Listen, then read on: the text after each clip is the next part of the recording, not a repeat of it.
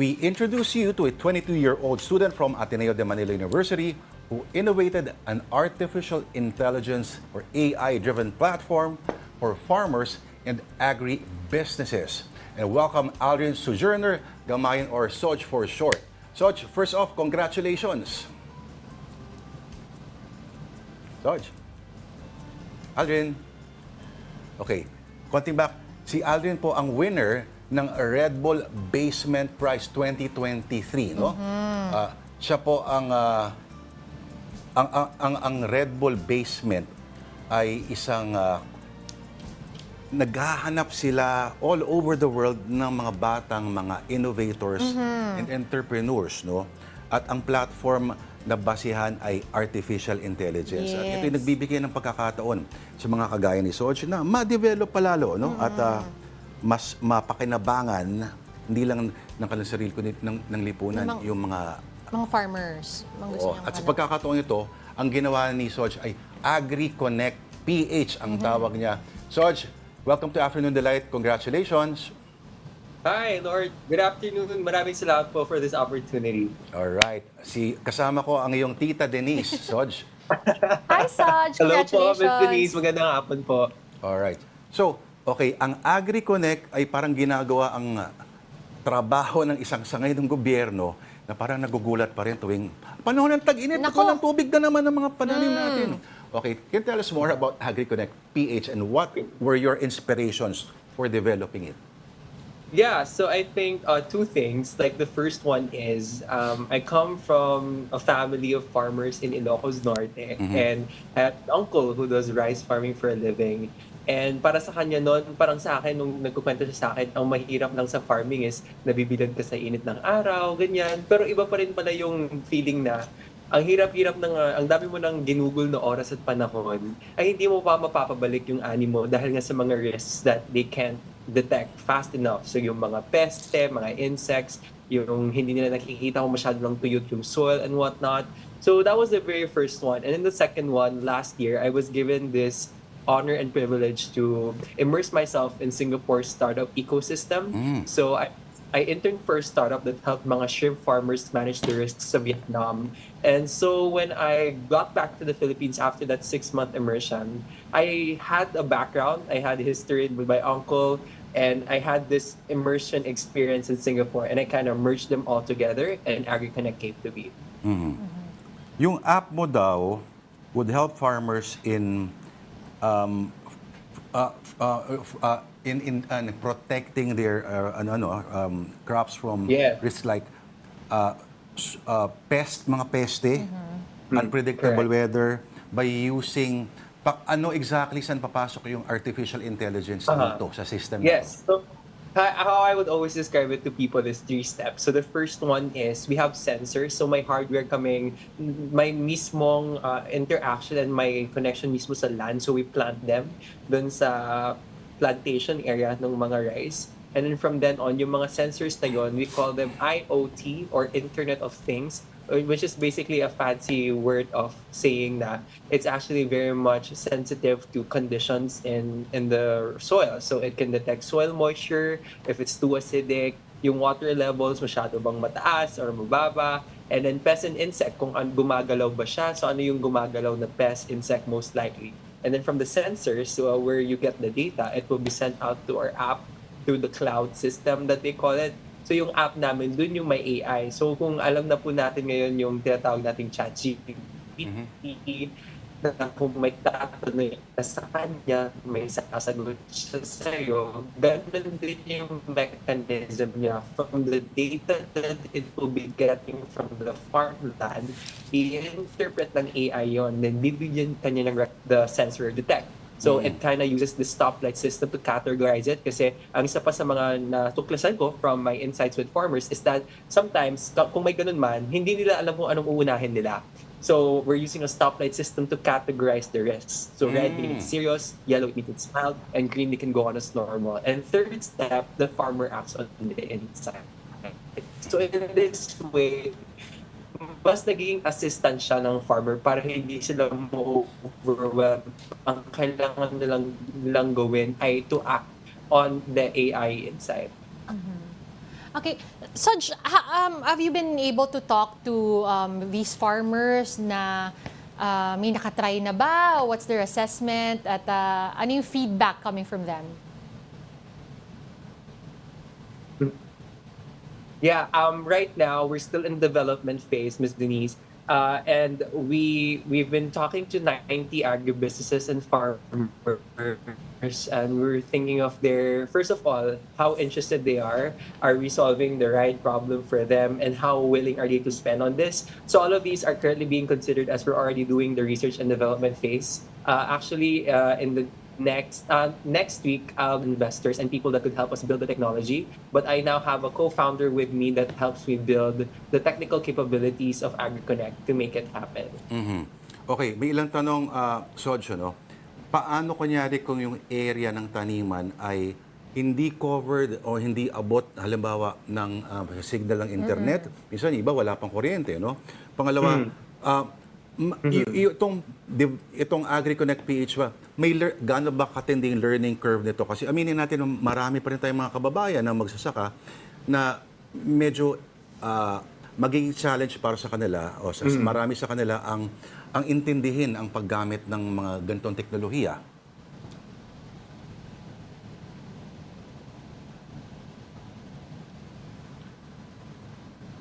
Sojourner.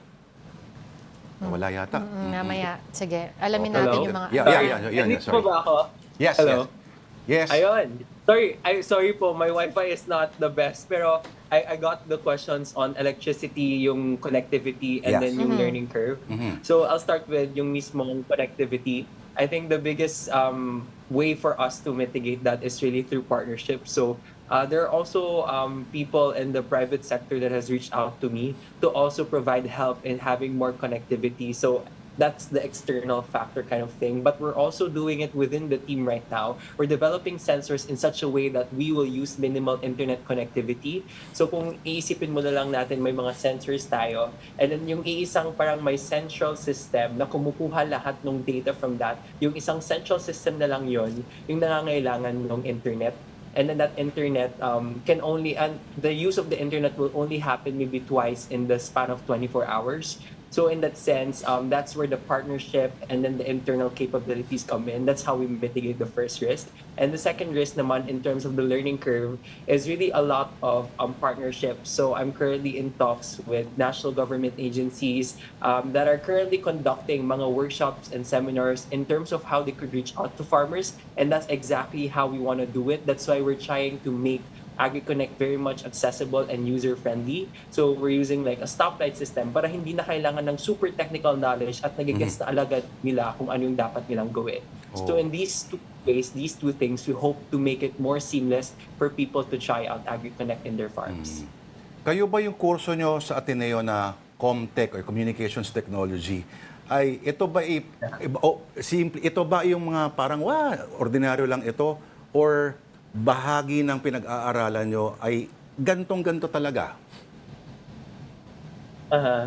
Actually nga, Sir Lord, good question. Like, yung course ko is really inclined more into the business side of things. That's like, in the sense of like how co-founders are in a startup scene, I would be the more business person trying to understand the customers, how much they're willing for them to pay this. And also my IT subject naman kami, but it was just an introduction to programming and coding, which is like an eagle's eye view of what I would want to produce within Agri-Connect. That's why I now have a technical co-founder who has really learned AI and machine learning engineering. He's had 6 years of experience in the field, and dun kami nagtutulungan in that aspect. Because honestly, I can't do this all alone. Okay lang. Soj, okay lang. Si Steve Jobs, hirap mag-code. Si Wozniak yung pinagtrabaho niya. Tama, okay lang yun. Kanya-kanya. Si Elon Musk karon, hindi magaling mag-code. Kaya okay lang yan. Yes, may template pala tayo. Tama.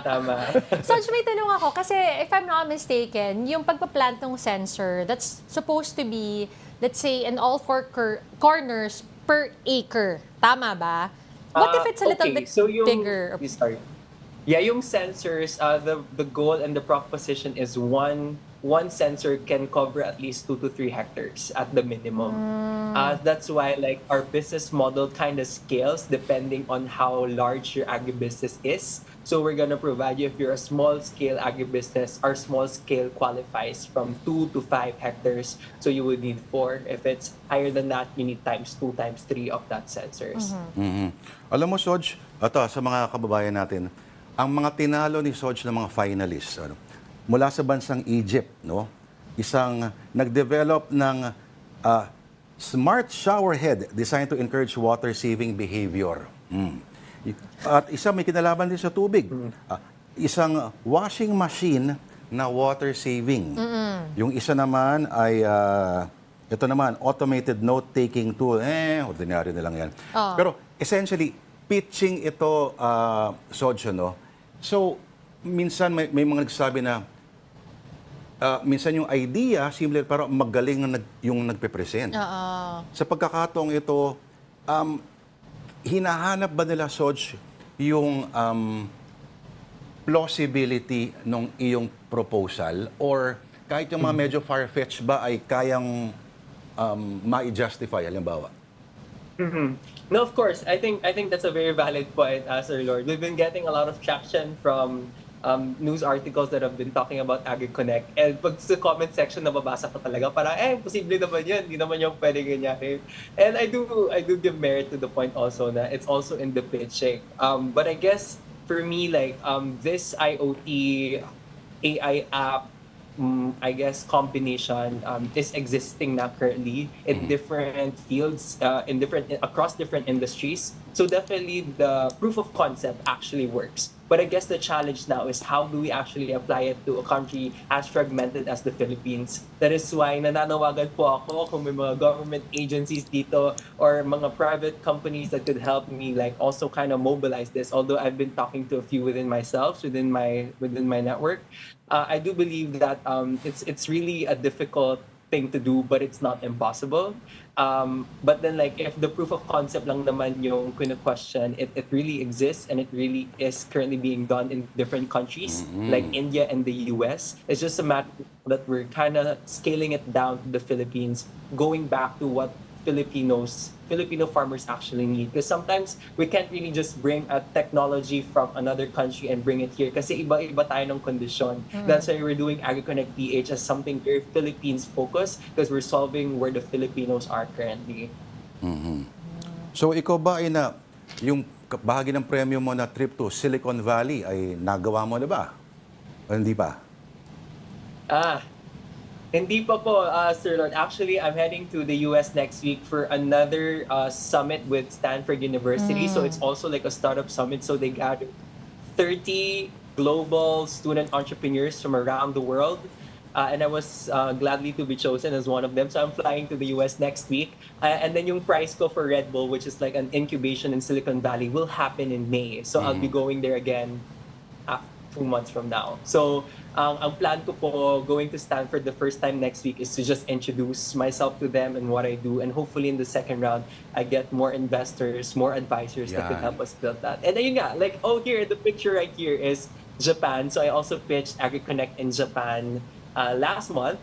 And glad to share that we also won. So it's also with Musashino University in Tokyo. And they're very much interested in how Agri-Connect can also solve Japan's farming problem. So hopefully this is also something that could be scalable around the world, but definitely focused and first and foremost for the Filipinos. Soj, nakakatawa, Soj, no? Kasi para sa maraming bata, hindi sexy yung topic ng agriculture.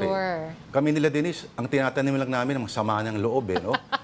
Pero dagdag lang natin, partner, yung summit ni Soj sa Stanford is 100% scholarship. Tama, Soj? Also? Yes, so yes, they covered for our day-to-day needs there. So super big help po sa akin yun. Tama. Soj, if I may suggest, baka pwede ka mag-imbento naman, sunod naman yung app na AI-based din, na malalaman niya kung dadating yung mga bibili ng mga lupa para gawing subdivision, di ba? At para mapigilan sila na makita yun, di ba? Diba? Pwede, Sir rin, George. pwede. Gusto, kailangan na natin yan. I think that's another barrier. That's for another time. But aside from land conversion as an issue, which is very much serious and very much like a barrier for farmers. It's also like the age of farmers. The median age for Totoo. farmers in the Philippines is 57 years old. So another pipeline is how do we encourage students, young people like me, to actually embrace the idea of agriculture? Kasi nga, kami po growing up, laging sinasabi sa amin, oy, mag-aral kayo ng mabuti para hindi kayo matulad sa amin na nagsasaka, nagpapakainit. Pero sa akin naman po, hindi naman na po kailangan na natin i-redefine ang perspective natin sa agriculture. Right now with Agri-Connect, hopefully they can see like a Gen Z person working on agriculture. Hopefully it also encourages them na maybe pwede naman sila mag-work in agriculture but helps me with AI, with the data. It doesn't have to be always on the farm. Since the world is also technologically advancing, I think we should also advance our perspectives in agriculture and let us see the opportunities that lie for Gen Zs there. Ayan. Nako, napakaganda na sinabi mo, Soj. Pero maraming salamat. Pag super sikat ka na at parang Elon Musk, huwag kang sasali sa Doge, ha? Parang awa mo na.